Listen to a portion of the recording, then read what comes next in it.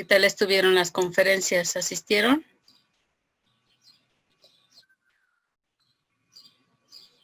Solo lo del sábado y muy interesante las dos. Ah, muy bien. Sí, pues todo lo demás fue entre semana, ya estábamos trabajando, ¿verdad? Sí, claro, aparte de tanta cosa que nos dejan, o hacemos una o hacemos otra. La verdad, Sí, es que los programas son amplios y realmente eh, es un sistema para aprender mucho desde casa y solamente despejar dudas en clase, ¿no? claro, Sí. pero las exigencias han doblegado realmente. Y por un lado, un ejemplo, esta semana, el lunes tuve videollamada, el miércoles videollamada, el lunes ya había unos acuerdos, el miércoles se cambiaron y el jueves en la tarde, noche, otra vez se cambiaron. Y entonces estamos con que, ¿cómo vamos a calificar? Si ya se había manejado que se califican todas las actividades que se dejaron en esta contingencia y aún así creo que ni se van a tomar en cuenta. Entonces ya es muy complejo, la verdad. Complejo y molesto. Claro, Sí, todo el trabajo que se hizo, la verdad, yo sí reconozco el trabajo de todos los docentes porque las instituciones, todas las escuelas han exigido demasiado. Se así viene es. haciendo una cadenita muy pesada. ¿Por qué? Porque desafortunadamente los padres eh, creen que realmente las instituciones no trabajan y Así ellos es. quieren ver, ser testigos, o sea, no es posible. Y entonces presionan a las instituciones, el gobierno presiona a las instituciones tienen que justificar trabajos y al final de todas maneras es muy complejo El que tiene la culpa es entre el tanta, docente. sí, y es muy complejo que entre tanta información, o sea, si la gente se diera cuenta que de verdad no, México, yo creo que a nivel mundial no estábamos preparados para este sistema educativo Definitivamente. porque es muy autodidacta. O sea, de verdad no es posible. Aquí se supone que el padre y las instituciones deberíamos de empezar a valorar el trabajo del docente, ¿no? Porque sí hay mucho esfuerzo. Yo lo veo. Les había comentado, en la otra institución tengo una coordinación y superviso las actividades. Mis respetos. Todos los maestros trabajan demasiado. Y Bueno, cuando no yo, todos, maestra, hay que reconocer, muchos les falta todavía, obviamente, digo, un ejemplo, una de las conferencias del sábado que hablaba de medios de comunicación, y nos dimos cuenta, y yo puedo reconocer que sí, o sea, nos creíamos expertos y hábiles en la tecnología y nos damos cuenta que realmente estamos muy pollos. O sea, aún así, en mi caso, digo, la mayoría de mis compañeras son más chicas, pero en mi caso, pensar que el tener una lap, una tablet y un celular me hacen muy hábiles en todo y me doy cuenta que no, realmente. no, pero a pesar de que hay dificultades, el docente se ha puesto las pilas. Yo tengo un maestro que es muy grande, de verdad. Entonces ellos dejan grabadas, son videoclases allá. Entonces, vi una de sus videoclases y hay una persona que le está ayudando. O sea, tuvo que buscar apoyo. Tal vez él no lo haga, pero buscó los medios, se esforzó y lo está haciendo. O sea, no todos tienen, hay algunos que sí les flojean, que sí pueden evitar este compartir o comparten un libro completo para verlo todo el curso, cosas así, ¿no? O sea, lo entiendo también. Pero creo que la mayoría de los padres sí se está poniendo las pilas. De Claro, verdad, esa atención que te tienes que tener tan personalizada de que te están llamando los jóvenes, los niños hasta determinadas horas, o sea, dices, no es posible, es muy cansado, es muy desgastante, porque aparte, estando en casa no tienes calidad de tiempo en casa, ni claro. para ti, ni siquiera para descansar, o sea, para nada. Entonces, aún estando en casa, pues se vuelve muy pesado. Y muchos docentes, pues también son papás y de verdad que ya se vio la deficiencia de que no servían nuestras computadoras, como lo mencionas, nuestros celulares no los sabíamos emplear más que para llamar y chatear, o sea, sí. Claro, para lo indispensable. Sí, sí, sí, sí. Creíamos que para eso habían sido creados. Exacto, exactamente. Ok, Gracias. comenzamos, chicos. Nos quedamos en, ayúdenme, nos quedamos en, En la parte de Piaget, Miss, estábamos hablando de la asimilación, acomodación, adaptación y equilibrio. muy bien, muchas gracias, Michelle. De modelos cognitivistas, ¿verdad? Y empezamos con el primero, que era Piaget, que era acerca de su teoría. Esa ya la habíamos observado. Luego nos vamos con Vygotsky. ¿De qué nos habla Vygotsky? Vygotsky afirma que el conocimiento se construye con la interacción con otro individuo. Él decía que los niños nacen con ciertas habilidades mentales, la cual él las manifiesta como funciones mentales inferiores, y las funciones mentales superiores es la interacción con otros niños. Se supone que el lenguaje es lo más importante para el desarrollo cognitivo, ya que, como bien lo dice, permite la interacción del individuo con su entorno. Y él lo decía como la zona de desarrollo próximo, lo cual lo define como que un niño es capaz de hacer por sí solo y lo que puede hacer con la ayuda. Claro, y precisamente el contacto con este contexto sociocultural es la que le permite la zona de desarrollo próximo. Cuando se da cuenta que los demás pueden hacer X o Y, muy bien, muchas gracias, Jacqueline, que pueden hacer otras cosas, se saben que pueden ellos mismos desarrollar esto. Esa es la zona de desarrollo próximo. El que se percate el alumno de que puede llegar a hacerlo a través, en muchas ocasiones, solamente del roce social que tiene. Tan solo el descubrir que tiene cosas nuevas que aprender es parte del mismo. Pues perfecto, continuamos entonces con el siguiente, Ausubel. Juanita, platícanos de Ausubel. La aportación, buenos días, Miss. La aportación que Ausubel hizo es acerca del aprendizaje significativo. Decía que era la organización e integración de la nueva información en la estructura cognitiva que posee el individuo. Es decir, lo que ya tenemos ahí como aprendizaje y lo relaciona con la información nueva y con la que ya poseemos, reajustando y reconstruyendo ambas informaciones, una combinación de entre lo que sabemos y lo nuevo que nos está aportando. Muy bien, dijiste la palabra exacta, Juanita, la reconstrucción del nuevo saber, porque ya se sabía, pero ahora se perfecciona. Muy bien, Juanita, muchas gracias. Sí, Miss, y se complementa, que es lo que también entendimos. Ajá, se complementa porque no es suficiente lo nuevo. Si no tuviéramos lo anterior, tal vez no tendríamos la capacidad de poder entender lo nuevo. Muchas gracias. Fernanda, platícanos de Brunner, por favor.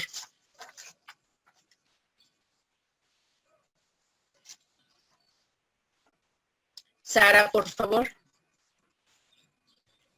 Dice que necesita apoyo de un adulto para que así el niño pueda ir adquiriendo el conocimiento poco a poco por sí solo. Muy bien. Él nos habla de un andamiaje y es precisamente este apoyo. Muchas gracias, Sara. Es precisamente este andamiaje. Prácticamente es ese apoyo, ¿no? Es ese estar pendiente de qué necesita para poder seguir avanzando. Muy bien, muchas gracias. Priscila, ¿de qué nos habla Bandura?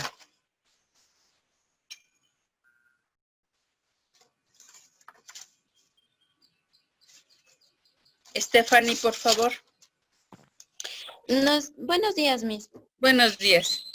Bandura nos dice que es el cognitivo social y que aprendemos a través de la imitación y el ejemplo. Muy bien. Bandura nos dice, muchas gracias, Stephanie. Nos dice que aprendemos de la imitación y del ejemplo. O sea, todo es a partir de la observación.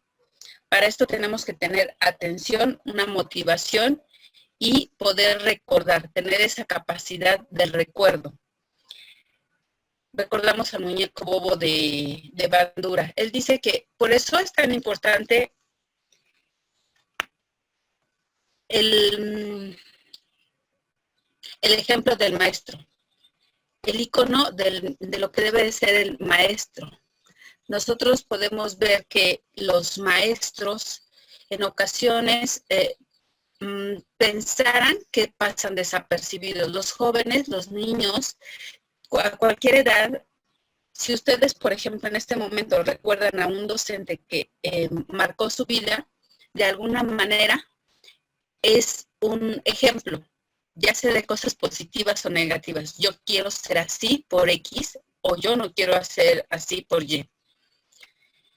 En todo, en la imagen, en la forma, en las formas, en los métodos, queremos copiar. ¿Por qué? Porque de alguna manera dejaron huella. Ese es el modelamiento de Bandura con la teoría cognitivo-social. Aprendemos de los demás.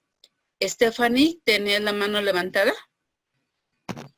Sí, Miss, principalmente, por ejemplo, Luego en vas, cuestión Tomás. a los valores, por ejemplo, que aparte no solamente los conocimientos o los conceptos, ¿no? Sino en base a las conductas y los valores que se ven reflejados en la escuela, pues siempre basarlos en que pues somos ejemplo y pues mencionarlo también a los papás, ¿no? Que el aprendizaje Claro. se da de manera tripartita. Fíjense que con este previo conocimiento es cuando nos damos cuenta de aproximadamente qué ven en casa o cómo son en casa. No ellos, no los niños, sino el contexto social. Y ahí vemos cómo son los niños, los jóvenes, el reflejo de lo que ven, de lo que más cercano tienen. Y es parte de cómo podemos conocer a nuestros alumnos. Tomás. Sí, maestra, acaba de decir algo importante. Nosotros agarramos como modelos a ciertos docentes a través de la formación académica que tenemos. Y yo puedo decir, perdón, a través de esta formación que he tenido y actualmente que ya es la segunda carrera que estoy estudiando, yo siempre he querido dar una apariencia fresca, pero sin perder mi personalidad. Muchos de los alumnos que tengo me dicen, ¿por qué en algunos grupos es así como que muy sociable, muy relajado, y en otros soy muy duro? Un ejemplo, en el grupo asesorado siempre tiendo a ser muy duro, muy tajante, porque siento que es como si fuera mi casa. Yo lo veo así, con los grupos asesorados, porque si ahí me relajo, quiere decir que los otros no me van a tomar en serio. Entonces, trato de tomar una postura de acuerdo a los modelos que vi, o sea, fui agarrando, digamos, cada uno de los aspectos, para mí, resaltantes de cada uno de ustedes. Y digo, un ejemplo de usted, es una de las personas que a pesar de tener muy poco tiempo de tratarla y de tomar clase con usted, se me hace una persona que impone y aparte que sabe muchísimo y no es barbero. Gracias, Tomás. Sí, pues muchas gracias. Sí, es precisamente aquí, ahorita que tú estabas hablando sobre tu grupo, creo que cuando tienes mayor responsabilidad no es posible ser tan permisivo. Como tú marcas la pauta, la norma, no de uno, de todos, y de otra manera solamente eres parte de ese grupo, de ese equipo que contribuye para darle cierto conocimiento, pero en donde tú eres tutor, tienes que ser quien marca la norma y eso que haces es mejor. ¿Por qué? Porque sí tienes que ser más estricto. Porque si tú no lo controlas, tú no controlas al grupo, después los maestros a su vez no los van a poder controlar. y en los otros grupos tú eres uno de esos maestros y quien se encarga de explicar o de exigirla y llevar a cabo la norma, pues ya son sus propios tutores. Creo que es una muy buena estrategia que estás tomando. En esta parte, recuerden, la materia es estilo, estrategias, ay, ya se me olvidó la materia, perdón, es estilos de aprendizaje. Ustedes tienen que tomar en cuenta todo esto. ¿Qué voy a elegir dependiendo de qué, de cómo, qué etapa están, que es la teoría de Piaget, en qué medio sociocultural se desenvuelven, de qué manera puedo reconstruir un aprendizaje significativo de Ausubel, de Brunner, cómo voy a apoyar a ese alumno, qué le tengo que enseñar y cómo se lo tengo que enseñar, con qué elementos se lo tengo que enseñar y tener cuidado con el ejemplo que yo le estoy dando. Siempre que vayan ustedes a impartir una materia, recuerden, tienen que enamorarse de la materia. Cuando ustedes se enamoran de la materia, seguramente sus alumnos se van a enamorar de ella. ¿Por qué? Porque los alumnos aprenden y les gusta. Podemos ver en clases a maestros apáticos y los alumnos presentan precisamente estas conductas de apatía. Y donde todos están activos, los alumnos presentan esta actividad. ¿Sí, Tomás? ¿Querías hablar, Tomás? Ok. Entonces, es parte de lo que viene siendo el tema del modelo cognitivista, ¿sí? Interpreta, procesa y almacena, pero no pasen por alto estos modelos, por favor. Estas diferentes teorías en las que ya se basaron y se dieron cuenta cómo es que podemos llegar a esa adquisición del conocimiento. Continuamos con el siguiente tema, que es el modelo gestal.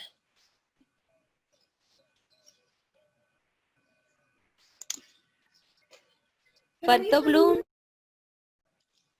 Perdón. Ok. Tienes razón. Julia, ¿qué nos dice Bloom? Bueno, Bloom habla sobre una taxonomía, hizo 6 niveles y que se basa desde el más básico, que es el recuerdo, hasta la evaluación. Y también hizo su tabla de verbos para hacer las actividades. ¿Para qué nos sirve esa tabla de verbos? Bueno, según lo que sé, porque es para que no repitas las palabras, para que sea más, ¿cómo se podría decir? Sea más fluido. No. La tabla de verbos nos da la objetividad de saber cuál es la acción que debemos de realizar y en qué momento. Bloom elabora precisamente esa metodología, digamos, de qué voy a hacer, cómo lo voy a hacer y para qué lo voy a hacer. Todas estas son acciones. Por eso nos da y nos facilita una tabla de verbos que nos aclara. Por ejemplo, si yo les digo a los alumnos, conocerán el concepto, es diferente que les diga, retroalimentarán el concepto, analizarán el concepto. Cada verbo tiene una acción. Por eso, el modelo, la teoría de Bloom, nos ayuda a saber exactamente de dónde y por qué ese conocimiento, ¿sí? Para eso nos sirve la taxonomía de Bloom. Muchas gracias, Julia. Bueno, entonces ahora sí nos vamos al modelo educativo gestal.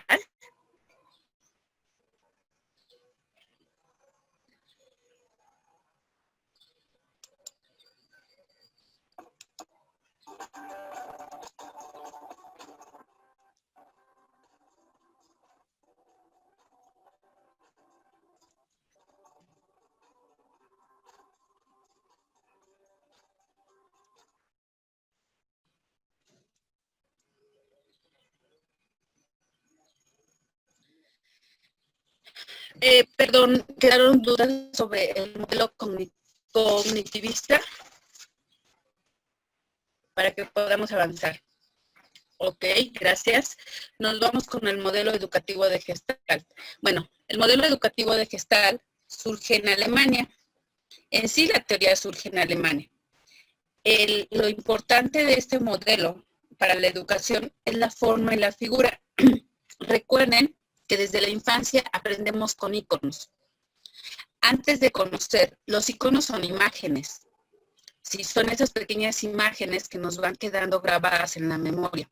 Antes de conocer cómo que se le calificaba, se le daba el nombre, se le denominaba mamá, a papá. Antes de conocer estos nombres, de cómo sonaban, cuando el niño abre los ojos, empieza a reconocer una imagen. No sabe quién es. Después lo relaciona con el concepto, lo voy a poner como mamá.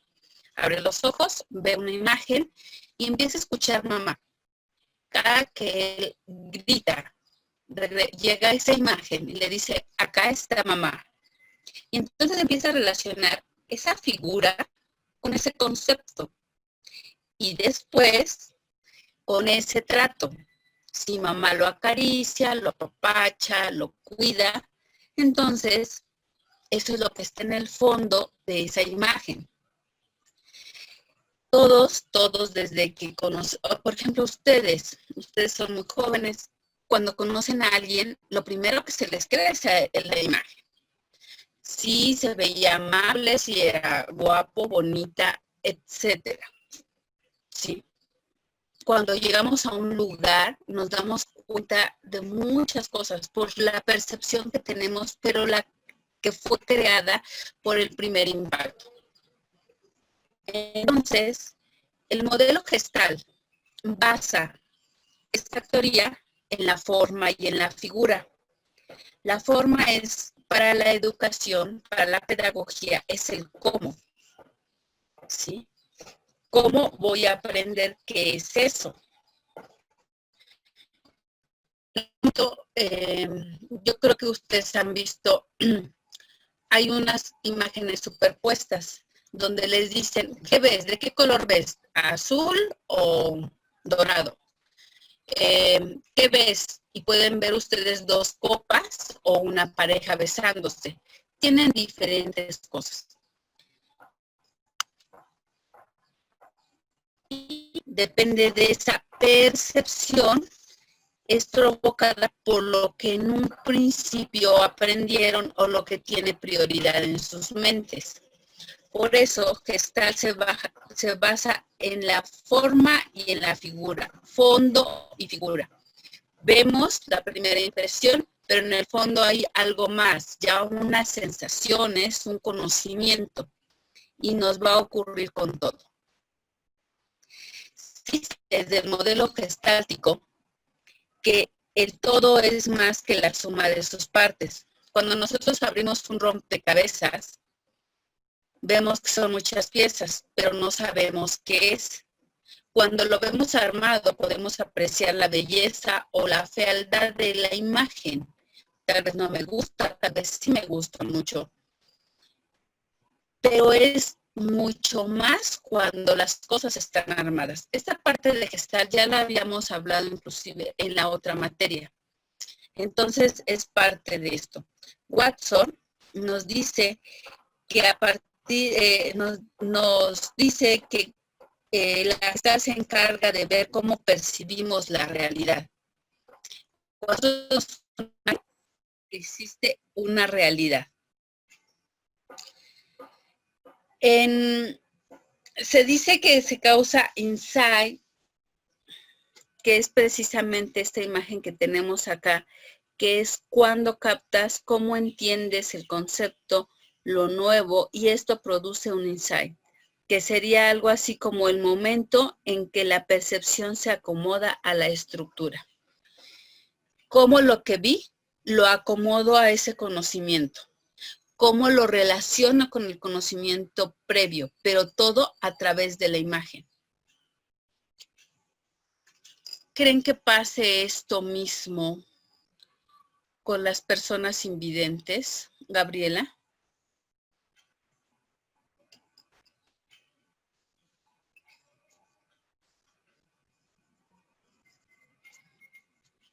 Gaby. Perdón, Miss, no la escuché. Ok. Tomás, por favor. Yo creo que no, maestra.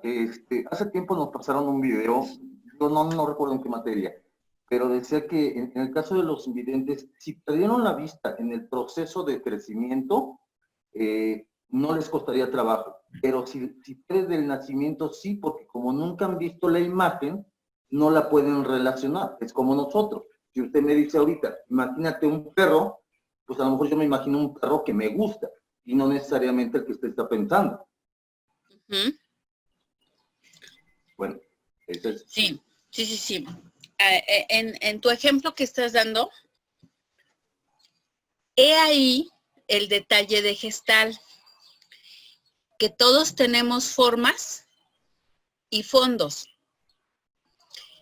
La forma es el concepto que tenemos de perro, o el perro. ¿De qué color te imaginaste el perro, Tomás? Café. Ok, yo me lo imaginé negro. Es precisamente ese concepto que tú tienes entre una imagen y otra, lo que le va a dar esa estructura en el fondo, de cómo lo vas a percibir. Pero la persona ciega tal vez tenga una estructura diferente y no se imagine el mismo perro, ni café tuyo, ni negro mío, porque ni siquiera sabe los colores. Pero así como yo no sé qué imaginaste tú, tampoco sabías qué imaginé yo, pero sí imaginamos algo que ambos, a través del sentido del tacto, por ejemplo, los ciegos, cuando quieren reconocer el rostro de una persona, lo tocan. Sí. Cuando, no sé, no pueden ver la comida, sin embargo la huelen. No sabemos qué pasa en su estructura, en su cabeza. Sin embargo, ellos también tienen una forma. Y esta forma es única, dependiendo de las sensaciones que te provocaron. Y ese es el fondo de lo que podemos ver. Por eso es importante en la educación llamar la atención de los alumnos para lograr captar su atención, para poder entender en el momento en que va incorporando esta información, ¿sí? Y desarrollamos un concepto con conocimientos previos acerca de las palabras. Por ejemplo, si alguien no piensa en el mismo perro, yo puedo empezar a describir el concepto de perro. Mamífero de 4 patas, no sabes qué es un perro. Por ejemplo, en otro país le digan de otra manera o tenga, cuando por ejemplo alguien está traduciendo y voy a imaginar que se les olvidó cómo se dice perro en inglés, ¿no? Y le dice, ay, es un mamífero de 4 patas que tenemos en casa y le empieza a decir el concepto. ¿Crees que pueda desarrollar una imagen? Podría ser. Podría ser. No sabemos si es tu imagen y mi imagen, Claro, pero es una imagen. Al final es una imagen y muy semejante en todos lados. Porque a lo mejor tú imaginaste un perro café, no sé, un Doberman, y yo imaginé no sé, uno chiquito negro, no sé, ahorita no se me viene otra raza. Entonces, cuando tú ya tienes esa atención y logras poder captar esa información, se empieza a dar un proceso de enseñanza-aprendizaje, ¿sí? Gracias, esta teoría es gracias, bueno, nos dice que todo esto pasa gracias a la sensación y a la percepción que emplea la memoria para el recuerdo y poder tener esa imagen y lo que es importante. Yo se los he comentado muchas veces. Para mí, la educación a nivel universitario es hermosa porque ustedes ya saben a qué van, no se les tiene que estar repitiendo. Sin embargo, el que conozcan esta información de ya saben a qué van y por qué están aprendiendo, facilita para mí el proceso de enseñanza-aprendizaje, porque tienen claridad en esas imágenes. Y no están pensando cuando están en clase, ay, esto lo voy a hacer para construir mi casa. No, no, no. O sea, tienen claridad. Esto lo voy a hacer para construir un conocimiento. Aunque la analogía en ocasiones, y en alguna ocasión a ustedes les dejé un video donde hablaba de computadoras y hacía la analogía a nivel cerebral. ¿Por qué? Porque son semejantes, porque se usan conceptos y porque existe también una memoria RAM, una memoria en una tarjeta. Tiene similitudes, ¿sí? Tiene analogías. Y esa es la imagen que te tiene que llegar a la cabeza para que puedan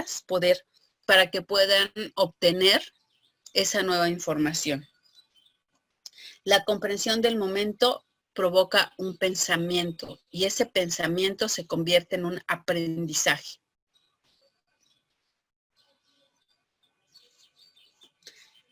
Goretti, ¿viste el video?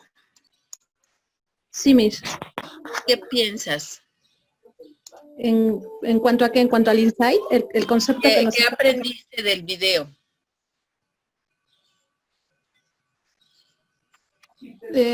Perdón, permítame, perdón, es que tengo un caos aquí con mis niños, perdón. No te preocupes, Goretti. ¿Qué aprendiste del video? Interesante lo que ahorita nos nombra acerca de la forma y la figura, cómo son dos conceptos tan diferentes, cómo se va desarrollando el conocimiento y que dos percepciones podemos tener a través de la memoria. La comprensión del funcionamiento mental es totalmente diferente para diferentes personas. Sí, muy bien, muchas gracias. Sí, este es el modelo Gestalt, recuerden, por eso cuando ustedes compartan una clase tienen que tener la claridad de que el alumno está hablando el mismo lenguaje, porque eso nos va a dar la forma de cómo voy a llevar a cabo la educación dentro de cómo debo de observar esta forma de aprendizaje, este estilo de aprendizaje dentro del Gestalt. ¿Alguien quiere hacer algún comentario? ¿Quedaron dudas?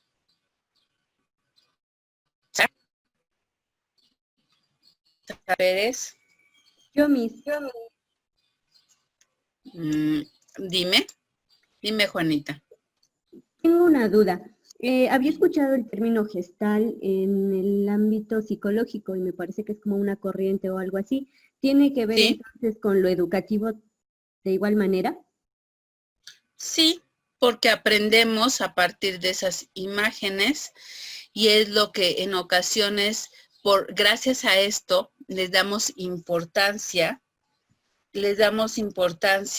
o no a las cosas. Por ejemplo, para la mayoría de los jóvenes, cuando empezamos y decimos, empezamos a poner números en el pizarrón, dicen, ay, otra vez, matemáticas. Ay, enseguida entra una imagen a tu cabeza y con esa parte ya tienes un bloqueo o un interés del alumno. Si tú al principio les pones a los niños un juego y no se dan cuenta que están aprendiendo los números, esa forma de presentarles de forma amable los números, van a hacer que les guste. La forma en que tú les presentas estas imágenes y que estructuras, en el jardín de niños en muchas ocasiones les cuentan un cuento y les dicen, cierren sus ojos, imaginen esto, y les empiezan a desarrollar. Y los niños no sabemos exactamente qué están pensando, pero están aprendiendo. ¿Por qué sirven las fábulas? ¿Por qué sirve la lectura de una fábula? Porque entran imágenes a nuestra cabeza y así aprendemos de mejor manera. Era una madre severa y se pueden imaginar una madre severa, una madre amorosa y cada quien va imaginando y capturas esa atención para que puedas desarrollar ese nuevo conocimiento. y agregarle cosas y que lo estructuren mejor. Porque cuando ellos recuerden ese nuevo conocimiento va a ser una imagen. María Fernanda. Gracias, Miss. Gracias, Juanita. ¿Quedó claro, Juanita? Sí, quedó claro, ya lo entendí. Gracias. ¿Sí me escucharon? Es que Sí. mi micrófono está fallando desde hace rato. No te preocupes, dime, Fernanda. Concluiría que el modelo gestal es la percepción rápida, el entendimiento rápido de algo que te están explicando. Y en base a que lo entendiste, poco a poco lo vas desarrollando. Vas desarrollando el aprendizaje que en ese momento captaste de manera inmediata. Claro, y vuelve a quedar como una imagen modificada de la previa. Así es, Miss. Felicidades, muchas gracias, Fernanda. Tomás. Maestra, una pregunta. ¿Este tipo de modelo es el que se manejaría en toda la formación o solo estaría enfocado en lo que es preescolar? Es pregunta, tengo la duda. No sé si se utiliza en toda la formación o se aplicaría más en preescolar. Tal vez en preescolar empieces a tener esa relación entre la imagen y el concepto, pero se desarrolla y se vuelve mucho más compleja a medida que que avanzan los grados. Historia. Tú la primera, voy a enseñar historia y les voy a hablar sobre la independencia. Lo primero que les muestras a los niños es una campana. Y le dices, esta es la campana de Dolores que tocó el cura Hidalgo.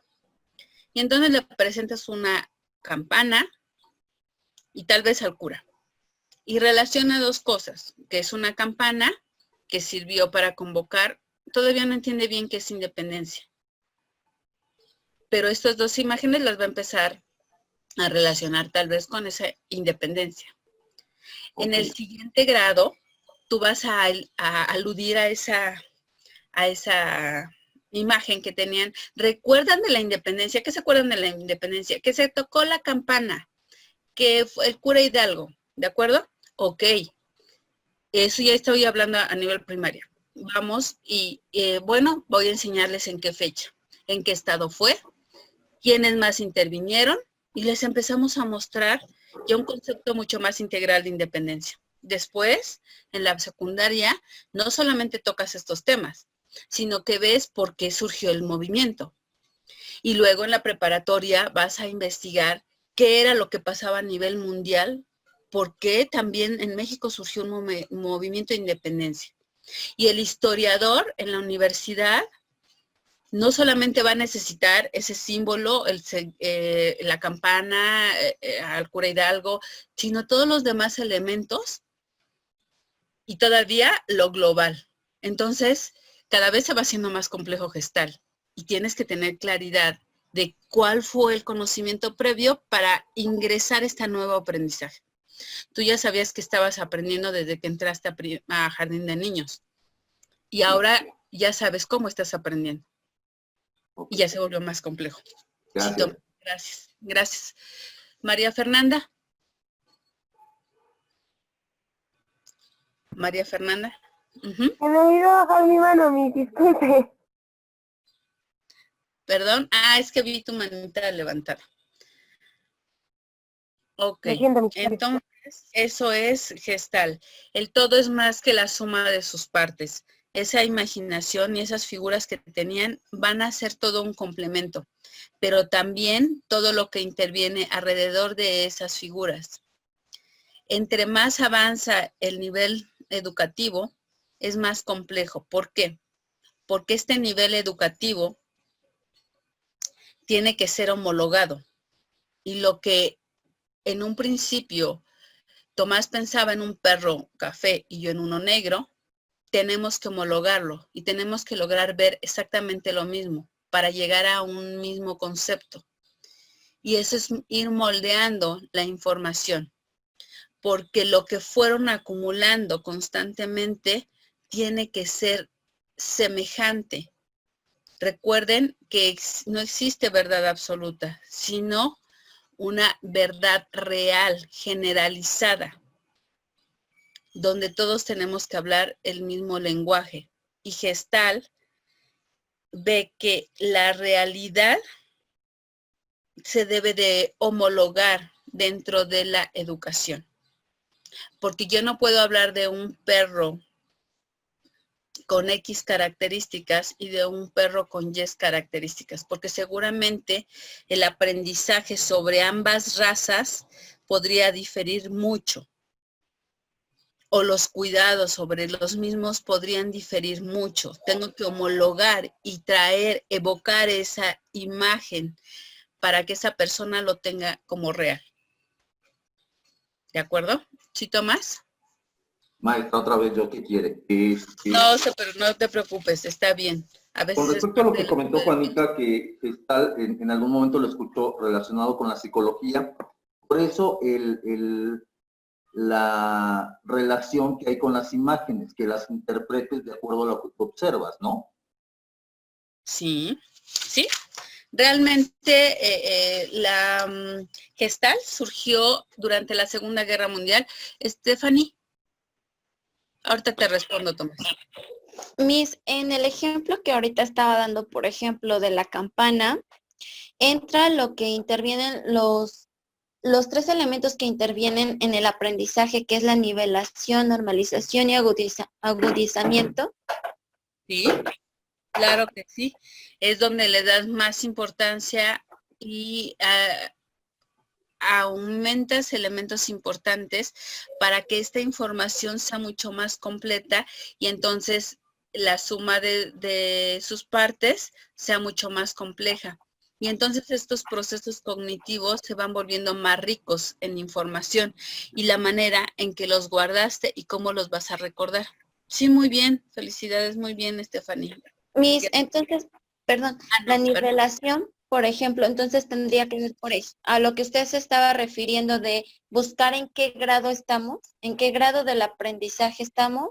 La normalización sería como la figura con la que nos vamos a basar para el aprendizaje, y el agudizamiento, cómo relaciona esa figura con el contenido o el concepto. Claro, porque lo tendrás que homologar. Si no tuvieras claridad inclusive de cómo lo percibe el alumno, no tendrías claridad de qué más vas a enseñar. Ok, muchas gracias. Observaciones. Gracias, Stephanie. Sí, Sara. Entonces, como había dicho, se relaciona tanto lo que vemos con el conocimiento que ya se tiene. Sí, y lo conviertes en imagen. Y esto queda mucho mejor grabado en la memoria, porque se ha demostrado que la imagen fue lo primero que ingresó. Okay. Es como cuando compras un libro de colorear y luego le vas poniendo colores y al final puede quedar un hermoso paisaje. Ok, Miss, gracias. Gracias. Stephanie, ¿quieres hablar? No, Miss, gracias. Muchas gracias, Stephanie. Muy buenos conceptos, muy buenas observaciones. Sí, Gestalt surge en Alemania durante la Segunda Guerra Mundial y surge a partir de cómo percibían estos hombres que vivían en los campos de concentración. Uno de los primeros libros en los que se basa esta teoría es... ay, se me fue. Ahorita les digo, se trata, él es judío y queda en los campos de concentración. Ay, no puede ser posible que se me haya olvidado su nombre, perdón. Él es judío, queda en los campos de concentración, tuvo oportunidad de salir del país porque era un psiquiatra muy bueno y se lo quería llevar a Estados Unidos. Entonces le dicen que se lo llevan y él no acepta. Él no acepta y al no aceptar, pues su familia es aprendida porque él no acepta porque le ofrecían, Estados Unidos le ofrecía que salieran él, su esposa y sus hijos. Pero él se quería llevar a sus padres y a sus hermanos. que tenían familia, sus hermanas. En ese trámite, que sí le dicen que sí, que se los van a llevar a todos con tal de que él aceptara ir a vivir a Estados Unidos, él, el libro se llama El hombre en busca del sentido de la vida. Es Víctor Frank, ¿no? Ay, gracias, sí, Víctor Frank. Sí. El hombre, muchas gracias, Juanita. El hombre en busca del sentido de la vida. Y este hombre se da cuenta que una manera de fugarse de estos judíos, ustedes saben que pues una vez que llegaban a los campos de concentración, pues estaban condenados a muerte. Pero la única manera de fugarse eran las imágenes que tenían, esas ilusiones. El hombre en busca del sentido de la vida nos demuestra que cuando ellos estaban en los campos de concentración, sus pensamientos eran, ¿qué voy a hacer saliendo de acá? Cuando yo salga de acá, ¿qué voy a hacer? Pues lo primero era, voy a buscar a mi pareja, a mi hijo, a mi hija, ¿dónde están? ¿Qué va a pasar? ¿Qué les voy a dar de comer? ¿Qué estará pasando en mi casa? Entonces tenían tantas preocupaciones en su cabeza y esas imágenes que les daban sentido a su vida. Cuando salen de los campos de concentración, los sobrevivientes empiezan a morir porque ya no tenían sentido de vida, porque ya no tenían esa imagen de un deseo de lo que podían hacer. Todas esas imágenes que provoca la misma, que se evoca a uno mismo, nos dan posibilidad de conocer, de crecer. Entonces, ojalá y tengan oportunidad. El libro es muy interesante, es muy práctico de leer. Tiene un segundo libro. Viktor Frankl perdió a toda su familia, pero él va buscando. Él decía, por ejemplo, cuando estos judíos estaban encerrados, en la noche tenían pesadillas y de repente algún otro judío decía, despiértalo, porque no es posible, o sea, no puede sufrir así. Y Viktor Frankl les decía, no, déjalo, porque de esa pesadilla sí pueden regresar, sí pueden salir. Y te da una esperanza de que puedes lograrlo también aquí. Entonces, es una forma de ver la vida a través de esos recuerdos que evocamos en la memoria. Y eso es lo que en muchas ocasiones nos da una pulsión de vida. Ese recuerdo nos va impulsando, nos va motivando a poder llegar más lejos. Sí, es una teoría de la psicología donde evocamos el recuerdo de las personas de cosas positivas o negativas y se trabaja con ellos. Por eso, dentro de la educación, se evoca el recuerdo y se trabaja con él para ser modificado y enriquecido. Ok, gracias chicos. Nos vamos con el siguiente tema, por favor,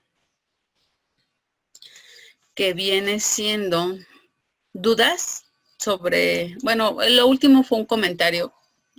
Jacqueline. Ese libro se llama El hombre en busca del sentido de la vida de Víctor Frank. Sí, El hombre en busca del sentido. El segundo libro es El hombre en busca del sentido de la vida. Ambos en el mismo autor, Víctor Frank. Está muy bonito, está muy interesante, ojalá lo puedan leer. Bueno, sería todo lo que veríamos en lo que viene siendo la segunda unidad. Ahora nos vamos a la tercera unidad y el primer tema es transferencia en la educación. Dime, Clara, por favor. Miss, en cuanto a la unidad que ahorita terminamos, ya ahora sí hacemos el análisis que nos piden en la tarea. Exacto, ahorita a rato se los habilito para que lo puedan analizar de todos los modelos que estuvimos hablando. ¿De acuerdo? Ok, gracias. Gracias. Ahora sí vamos a hablar sobre los tipos de transferencia. Para empezar, ¿qué es transferencia? Todos vieron el video, ¿verdad, jóvenes? ¿Qué es transferencia? Alguien que quiera participación, que no haya participado. Alma, ¿Qué es transferencia?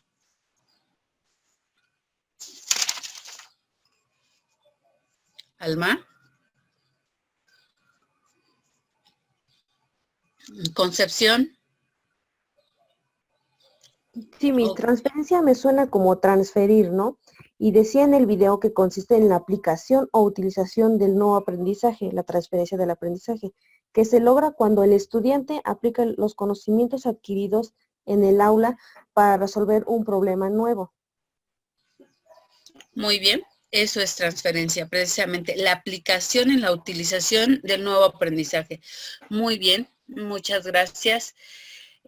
Michelle, platícanos, ¿qué viste en el video?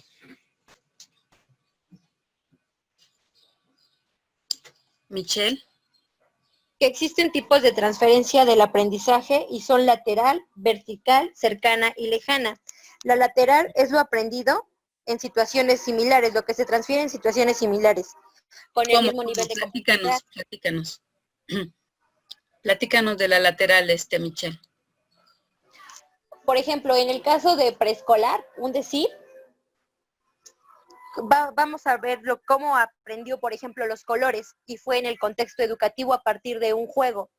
Entonces va a transferir esa situación de aprendizaje a algo similar, y podría ser que va a estar en casa jugando con algunas fichas o bloques que tenga, y va a ir repitiendo esos colores. Entonces ese conocimiento lo va a reforzar a partir de un conocimiento que ya había adquirido mediante el mismo proceso que fue el juego. Exacto, mediante el mismo proceso, en un ambiente controlado y tal vez con fichas muy semejantes a las que tú manejas en la misma escuela. Muy bien. ¿El vertical?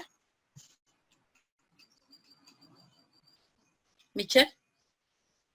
El vertical dice que es el primer aprendizaje que se transfiere a uno de segundo nivel. O sea, a un aprendizaje que tiene mayor complejidad. Igual vamos al caso ahora de los números, ¿no? El memorizarlos y en un principio y ya después lo va a emplear en problemas de cotidianos, ¿no? Que se le pida al niño que reúna cierta cantidad de fichas, no nada más que los repita. muy bien, gracias Michelle. Muy bien.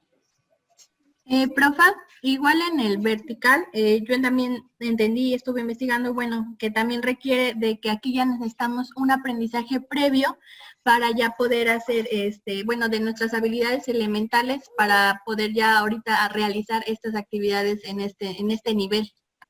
Ajá, sí, muy bien. Sí, requieres de aprendizaje previo, porque si no, por ejemplo, si no supiéramos leer, pues no podríamos avanzar este nivel, ¿no? Si no pudiéramos visualizar la diapositiva, tal vez si no vi el video no sabría de qué me está hablando. Y ahí ya tiene muy claro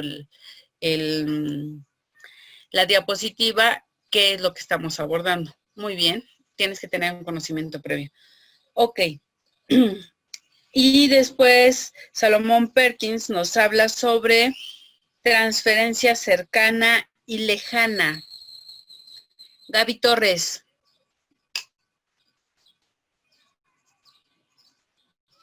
Alma, por favor.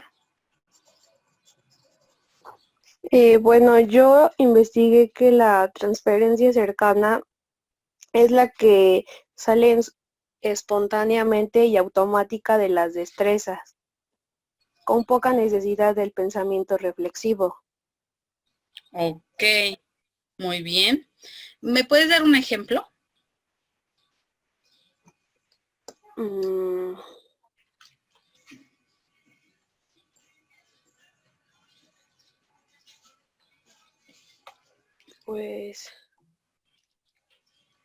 Pues cuando tenemos como que los conceptos bien definidos, cuando, por ejemplo, nos preguntan y es lo que nos sale primero. No. Sí puede ser, pero no es precisamente eso. Clara, por favor, ahorita te explico, Alma. Sí, ok. Sí, bueno, en transferencia cercana tengo que es la capacidad del estudiante de resolver problemas que son similares a lo que ya ha visto durante su aprendizaje. Por ejemplo, en el kinder si a un niño le enseñan a realizar cierta actividad, por ejemplo, que tiene que incrustar el hilo en los botoncitos, y le ponen un problema similar, pero que ahora en vez de botones son otro tipo de material, entonces él asimila y dice, bueno, yo ya tuve algo, bueno, yo ya hice una actividad parecida, entonces ya tengo la idea de lo que tengo que hacer en esta nueva actividad. Perfecto, felicidades, muy bien, Clara. Jacqueline. Y ya la transferencia lejana, a lo que le entendí, es lo contrario a la cercana. Es decir, se refiere a la capacidad del estudiante para resolver un problema en una situación que es muy diferente del episodio inicial de su aprendizaje. Es decir, en este ya no tiene como que la base de lo que va a aprender. En este caso, como dice Lalis, que ella en el preescolar los niños ya sabían lo de, no sé, meter el hilo entre la sopa, ¿no? Pero Ajá. ahora va a ser otro conocimiento más. No sé, tal vez ahora pegar la sopa en la línea que está pintada. ¿Sí está bien? Tu ejemplo estuvo incorrecto, tu explicación estuvo muy bien. Okay. Alma, creo que con la explicación que nos da Clara es más nítido ese concepto.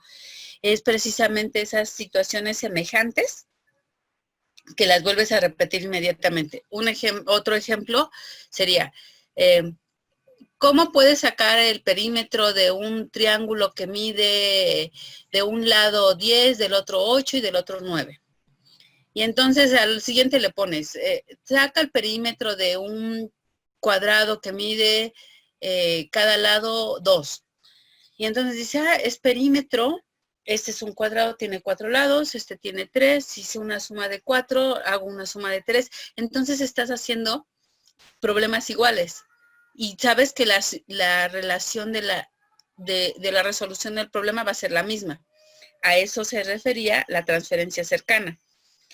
Y era lo que tu compañera nos había explicado perfectamente. Y la transferencia lejana, estuvo bien tu definición, Jacqueline, muy buena. Sin embargo, es en lo que podríamos recordar que es la memoria a largo plazo.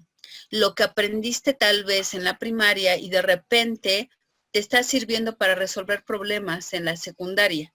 Es que es igual que esto. Entonces tienes que traer eso,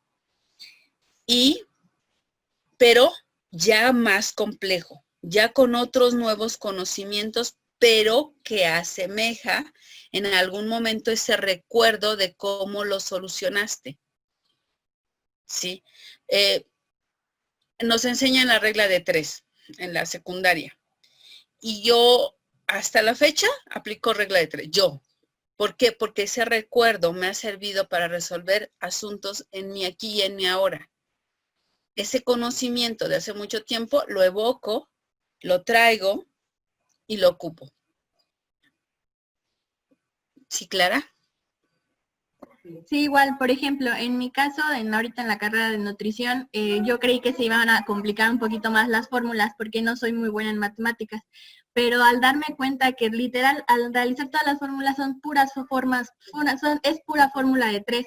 Entonces dices, bueno, lo que yo aprendí en primaria, en secundaria, pues ahorita sí me está sirviendo realmente. Exacto, y ya evocaste esa es la transferencia lejana, lo que ya dejó impreso en ti y que lo estás ocupando ahorita. Muchas gracias, Clara. Muy bien. Para variar, ya se nos acabó el tiempo. Necesitamos horas de unos 120 minutos porque no me da tiempo, chicas. Es que quiero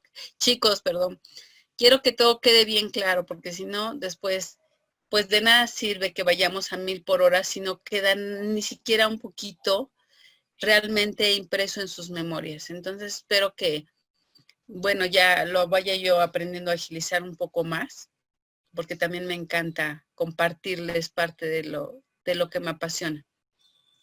Nos vemos en la siguiente clase, chicos, y continuamos en la siguiente clase precisamente con este mismo tema y vean los siguientes 2. Les habilito la tarea de la segunda unidad. Muchas gracias, nos vemos en unos minutos. Bye. Gracias a usted. Gracias. Gracias, Miss. Gracias, profe.